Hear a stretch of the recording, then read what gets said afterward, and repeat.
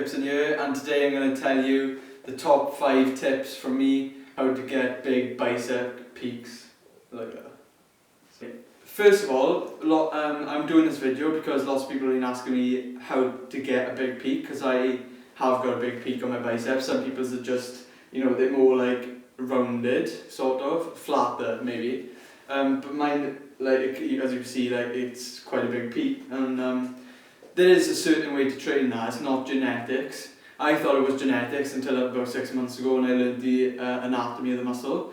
I thought a bicep was a bicep and all it does is contract, and that's not right. But anyway, I'm going to tell you the anatomy. You don't necessarily have to understand it. I'll just tell you how to train for a bigger peak. But anyway, the anatomy, here is the muscle of the biceps splits here, and the front part here, if you can see that, this part, this chunk of the muscle is the short head of the bicep, and the long head of the bicep then is the rest of it, the thing that comes round here. I don't know if you can see, it comes from here and it's that chunk. So from there around there, that's the long head of the bicep.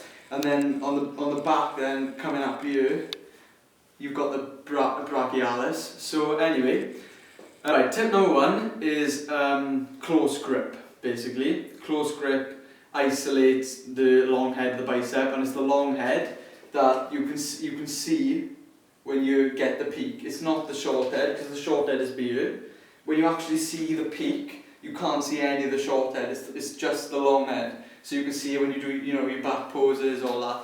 So Arnold Schwarzenegger had really big peaks, and that's basically because he knew how to train them. And so basically, tip number 1 is close grip curls, right? Or any sort of curls, but it's got to be close grip. If you don't understand what that is somehow, but what I try to think of is covering the short head. So you know that the short head is the one inside to your body.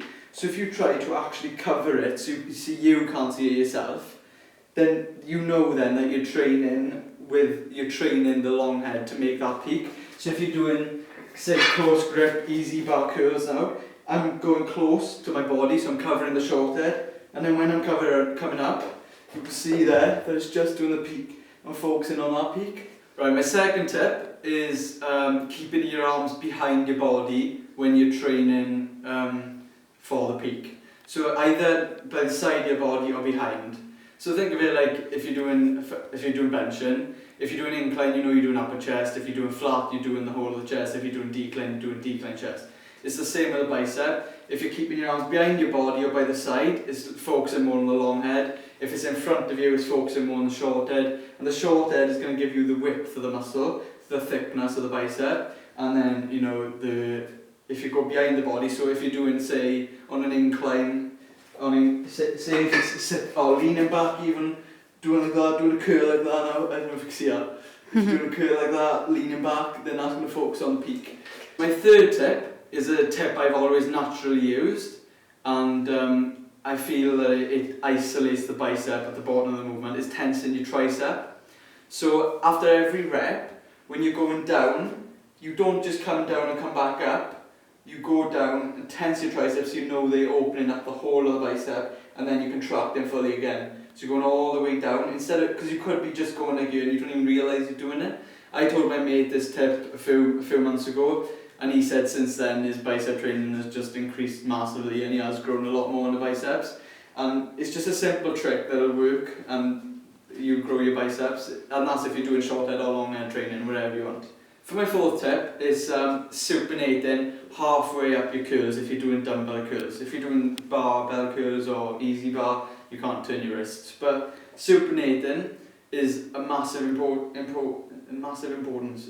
Is really important for getting that peak. Because if you look, right, if you're doing hammer curls, your hands are like that in the pronated sort of position. It's like halfway. You come up like that. If you supinate, your bicep, see that? It goes more. But if you supinate even more, you prop that's tensed fully now. I can't tense anymore. If I show you, like if I pull this, if I go like that, and then like that, that's the peak you want. Not like that, you want to supinate all the way. And also, when you're doing your curls, don't supinate to the bottom and come up.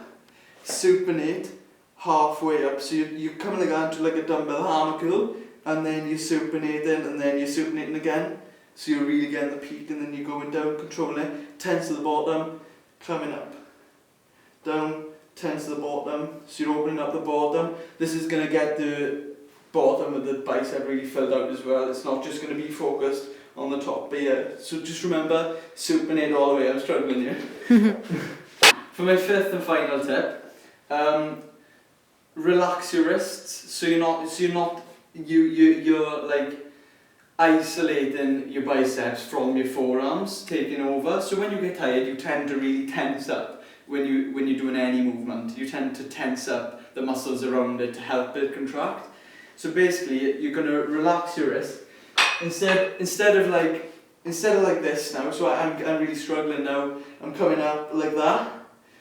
I'm relaxing the wrist. So the wrist is like that. Instead of like holding the bar up, completely relax it. Just think of your hand as a hook. Just come up. Now that's much harder, and it's just the bicep. There's no forearm work going in there like that. That's really working on the peak. Right, so that's the anatomy behind it all. I've naturally trained like that, and that's why I've got big peaks, is because I thought a curl was a curl, and all I did was close grip curls because they felt better for me, and that's just the way they felt for me. So I just done curls because I thought, oh, I don't like wide grip curls.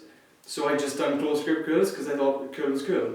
But it wasn't actually, and that's why I built my peak so big. And so if you want to build a bigger peak, then do more of that. Listen to all them tips and you'll be fine. See you later.